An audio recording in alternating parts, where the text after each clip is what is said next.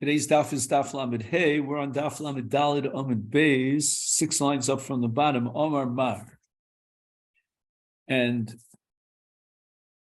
Gemara is now quoting the brisa that asked the following question: "I mahaprat meforash pri gamur, af kol pri gamur." Shall we say that since the prat is, as far as the Isur Naziris is concerned, it's a fully developed, ripened pri, and the prat is coming to exclude bosar, which is not a complete pri, it hasn't yet matured. And the Brisa gave the following answer: Amrit, imkein mahi niach hakosav b'mashma'o shalo amoro. What was the pasuk leaving out here that it wasn't explicit? Why would we need the ribui on the prat klal uprat? If it's for anovim lachem v'yeveshim haksivi, it's in the parsha, and if it's for yain v'chometz haksivi, that's also mefurish in the parsha. So we have no choice. Ha ein olecha ladun kiloshan achron, which is coming to exclude bosar, as we said, el kiloshan rishon, which is coming to include bosar, and also we said yesterday, earlier in this Amud, that bosar is equal to anovim shehislir, when there are already worms in the grapes. So the Brisa asks further, umeachar shesofenu lerabos kol davar. So if at the end of the day, now you have a ribui for everything, which means both bosar and anovim shehislir, is matamelo mechatzan v'adzog. So what do we do with the prat? And when we have a prat klal prat, then we always use the prat to exclude something. So what are we coming to exclude now? Lo melecha shekol mokom shatamotzi prat uklal. If you only have a prat and a klal without a follow-up with a second prat, then iyata rashoy lemoshcho v'laduno ke'ena prat. If you don't have a prat at the end, then you cannot assume that the klal includes anything beyond ke'ena prat. Elo nase klal musaf ala prat. And then the prat is only coming to include everything. Ad sheyifrot lecha kosuv, until we have an additional prat, and here we start our daf for today, Lamed Hey. And where is the precedent for this? Kiderech sheparat lecha bin Nazir. The Torah gave an additional prat in the case of Nazir, mechatzan v'adzog. So now the Gemara is going to quote the Shita of Rabbi Elazar ben Azariah. And he uses the pasuk mechatzan v'adzog to teach us, we have to repeat this over and over again, that you need shnei chartzanim and etzag. Let's just read the Shita of Rabbi Elazar ben Azariah. And he has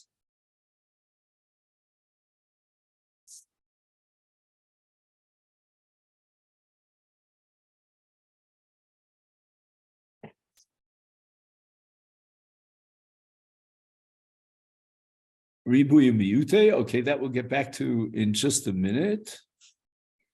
But so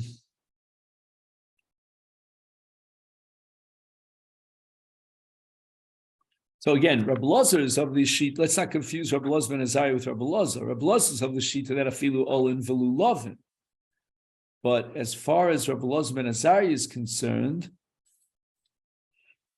his shita was ad yochal shnei chartzanim v'zog shalahem. That's on the very top of Lamed Daled Amid Beis. So you need 2 chartzanim and a zog.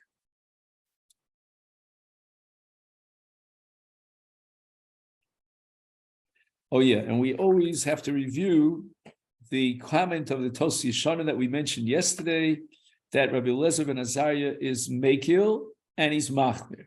He's Mekil that you're not going to be chayiv for chartzanim levadam ve'al zag levado. You need a combination of both chartzanim and zag, but he's mekil. I'm sorry, that's his kula, and his machmir that if he eats 2 chartzanim and a zag, he's chayiv as a birya, as we discussed yesterday, great length, even if there's no kizayis.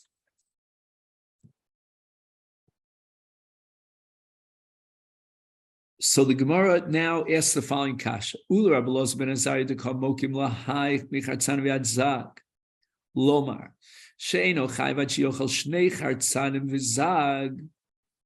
Let's assume it means 2 pits and the covering around them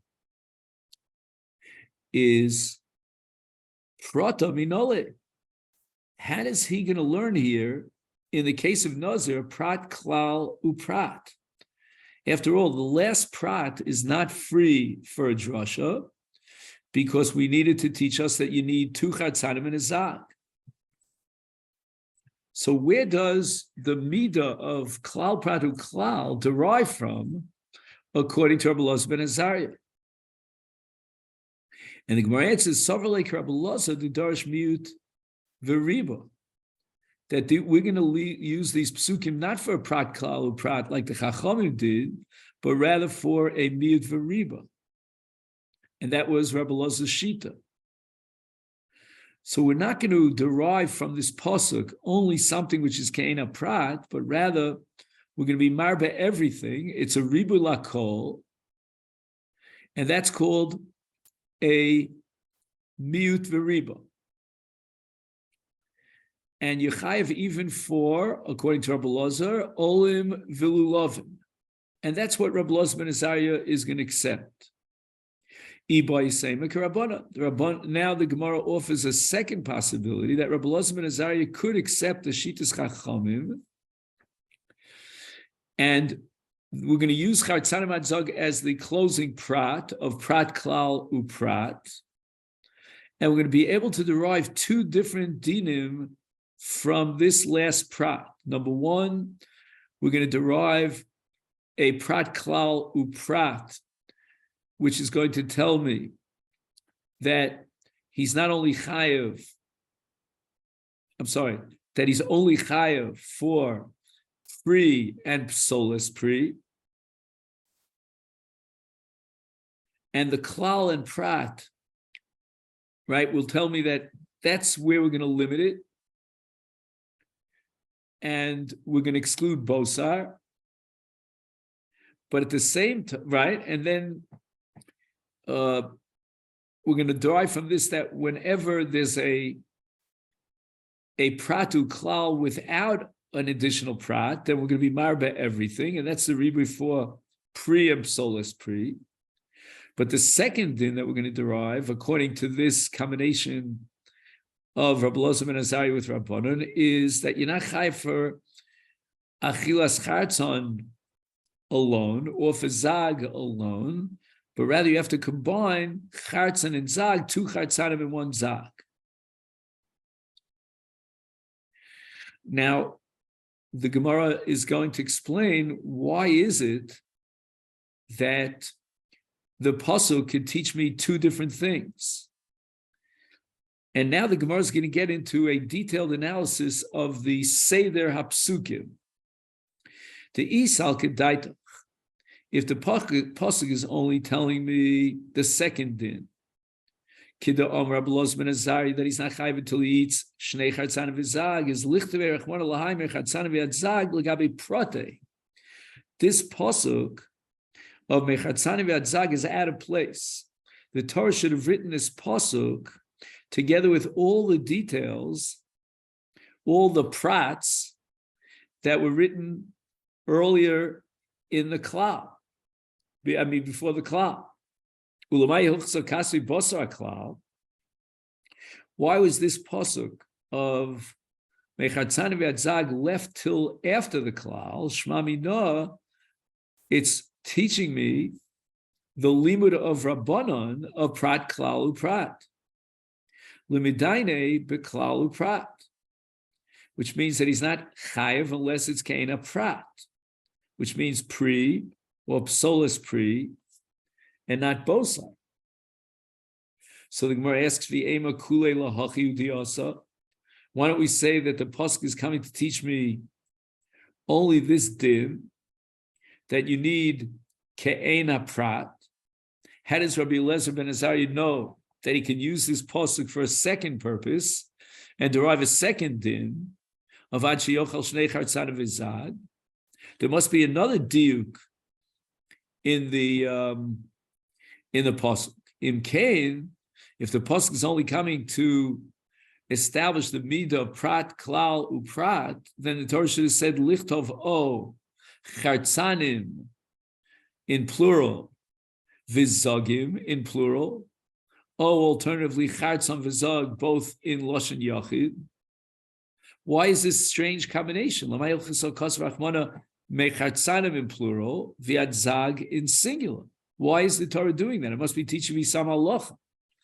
And the answer is that it's telling me that chartzanim b'loshen rabim means two chartzanim, zag b'loshen yochel means one. Ad sheyochal until, according to Rabbi Eliezer ben Azariah, you eat two chartzanim and a zag. Shma mina, the Torah is certainly teaching me that we darshan this pasuk in two ways, in two drashos, and l'midrash bei klal uprat. So in other words, the midah of prat, klal uprat is going to be derived from this pasuk, which means he's not chayev unless it's kena prat, which is going to be a pre-gomer as opposed to bosar.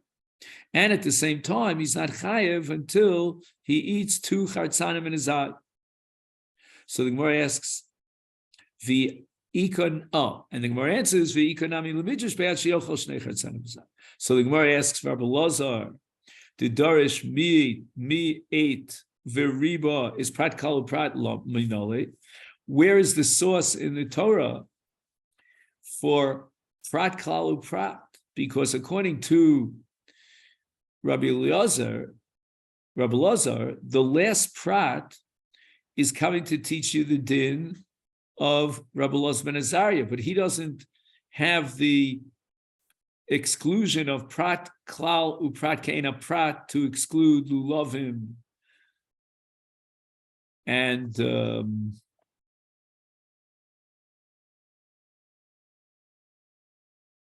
right. What is it? Lulav. I'm sorry, lulavim and what?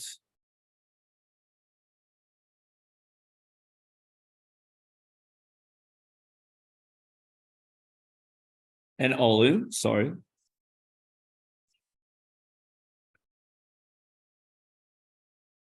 So at this point, from this point and on in our learning of Daf Yomi, we're going to have we're going to sort of like be traveling around the Torah and finding various cases that possibly could be paradigms of prat, klal, uprat. Omer Rabbi Abba Nafkaleh with Parsh Shomer.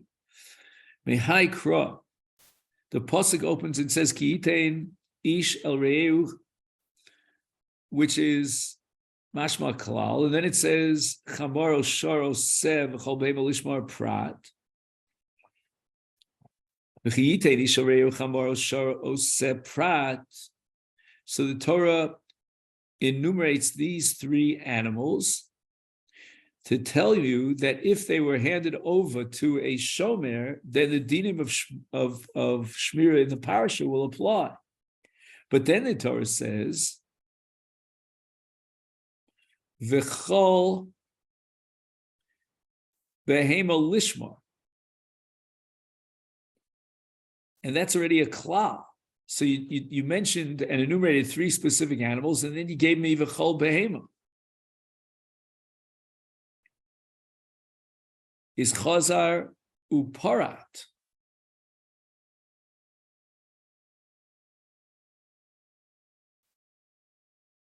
Just 1 second. Oh, I'm sorry. So you read it v'chol, and then you see it's in parentheses because you have to take out the word behema. It's going to come up in a second. But v'chol, and the word v'chol is always a klal, right? V'chol klal, And then it says behema lishmar, which is chazaru parat. Because from v'chol, we would assume that even karkos and even shtaros, right? Because that's v'chol as a klal. But then it says behema, to the exclusion of shtaros and karkos. Is chazaru parat,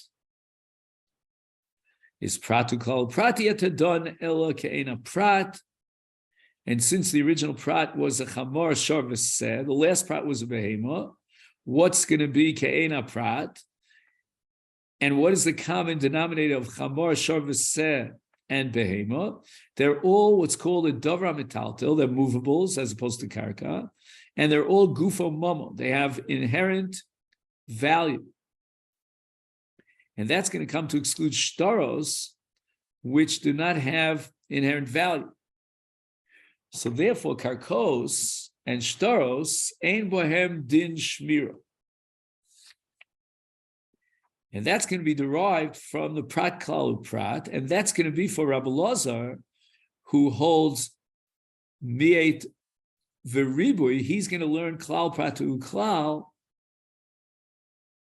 from Parshas Shomer. This is going to be the paradigmic case in the Torah from which we derive prat klal prat ein beklal elamashe befrat.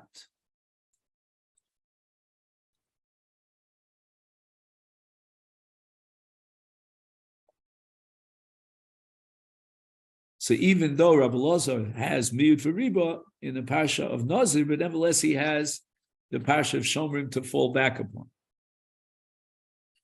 Now, having presented Rabbi Avo's possibility of Shomrim, Rava is going to offer another possibility. Rav Amar Nafka Lei, Rabbi Lazar is going to darshan the Midah Prat Kalu Prat Mehaikra from a different pasuk. Apparently, Rava rejected the drasha of Rabbi Avo, or alternatively, he doesn't reject the drasha of Rabbi Avo, but he offers another possibility, an alternative. However, the Tosas Rid has an entirely different girsa here. He has Amalei Rava, Mi Motzis Amrit Hocha Prat Klal Uprat, Hai Klal Uprat Uklalhu. It's not a prat followed by a klal, followed by a prat, but rather it's a klal followed by a prat, followed by another klal. And that's because of Kitain Ishal Reyeu, which is a klal. Chamor Shavah says a prat, and Kol Behema Lishmar Chazav a kolal. So Rava's objection, according to Tosas Rid against Rabbi Avo, is based on the drasha in the Gemara Bab Mitzia Daf Nun Zayin and Beis that this pasuk is klal prat uklal. And therefore, why do you, Rabbi Avo, derive from this prat klal uprat? But now we're going to derive it from the parsha of Karbonos. At the beginning of Vayikra, the Torah tells you that you could bring a karban ola min hatzon, and the pasuk says v'im min hatzon karbano min hakvasim o min ha'izim leola, and Rabbi Elazar darshans it in the following way: v'im min. The word min means it's got to be a specific min, as opposed to general tzon, which includes many different minim. And that's called a prat. And this is going to exclude animals which are more than 1 year old, or animals that have a mum. Okay, but then after the min, which is a prat, you have a klal. It says hatzon. Klal. And that implies all tzon. And not limiting it to behemos that are less than 1 year old. So that the word hatzon as a klal would include even benos yoser mishon, and also balas mum. But then afterwards it says, kvasim ve'izim, chazaru prat. So you start with a prat, because it says im min hatzon, im min, and then it says hatzon, which is the klal. Then you end up with a prat again, because it mentions specifically kvasim ve'izim, chazaru para. And what are we going to derive from this? Prat uklal prat, iatadon elokena prat. It has to be similar to the prat, which means it's got to be behemos tmimos, and it has to be, one second, is ke'ein haprat. So again, it has to be behemos tmimos. So if you have a behema tmima, you could bring it as a carbon ola.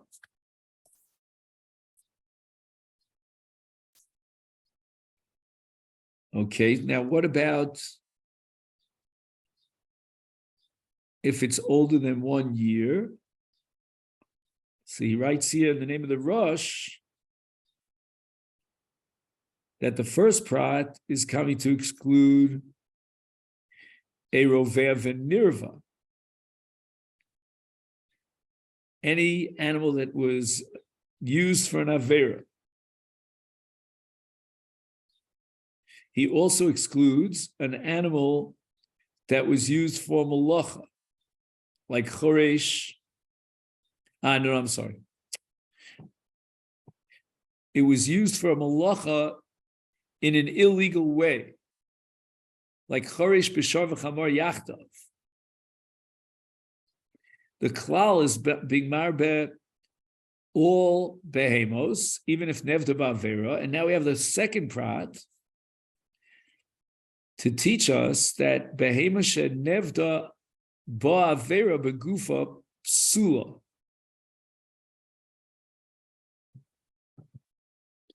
So that's the girsa of the Rosh.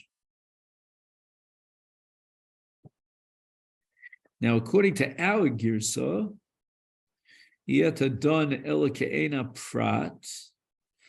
So we said that's going to be excluding a behema balas mum.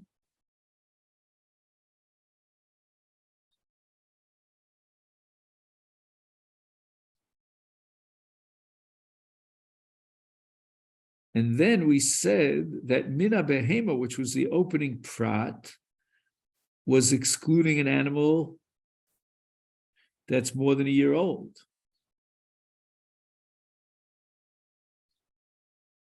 So I don't understand this Masifta here. He writes, Afilu hein yoser mibnos shana. I guess what he's saying is the following. I don't know why, what motivates him, but he's saying that once you have a behema tmima, then it's already re'uya lios ola, even if it's more than a year old. Amalei Rabbi Yehuda mi diskarta l'Rava. Now Rabbi Yehuda is responding to Rava's presentation, namely that you could derive prat uklal uprat from the parsha of Ola. Why do you bother with the parsha of Ola? Leilif min adain kra. Why don't you derive it from an earlier parsha in the same opening chapter of Vayikra, but much earlier, where it says Daber b'nei Yisrael. So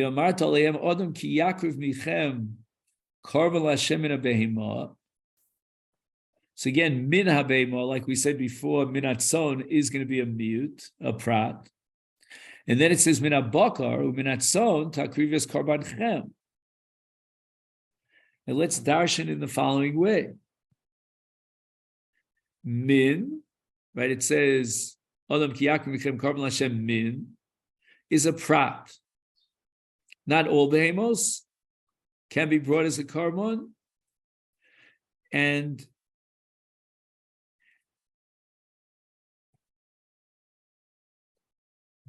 then we're going to subdivide behemos into two categories of behemos and chayos, and we're going to exclude a chaya.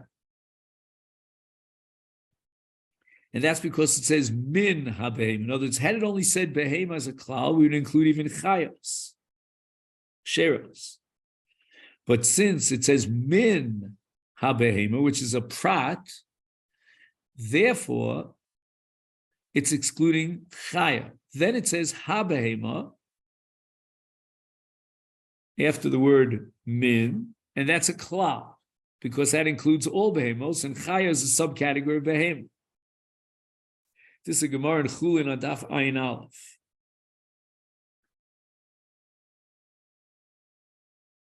Based on a pasuk in Re'eh, so sabema shetochlun ayal utzvi v'achmor. In other words, after the Torah says a behema, that you're allowed to eat a behema, it says chayos. So you see, chayos is called behema. So that's the klal of habehema, which would include chaya. And then it says bakar v'tzon. Right? It says min habehema, min habakar, min hatzon. Chazor parat. And therefore, we're going to say that since chaya is not included on the bakar v'tzon, parat, prat uklal prat, iyatadon elkena prat. And now Tosfos adds the following: a shar bar is very similar, like some sort of a wild ox, and it's very similar to the chayos, and that's going to be already royal carbon because it still retains its status as a behemoth. But chaya you can't bring as a carbon because the prat of tzonu bakar now excludes chaya. So here we have, says Rabbi Yehuda, a perfect example and a paradigm of prat uklal uprat. Why does Rava feel compelled to bring the second part of that same parsha of iminatzon? Amalei. So Rava responds to Rabbi Yehuda, min hai lekala mishmine. That pasuk cannot teach me the exclusion of chaya. Why?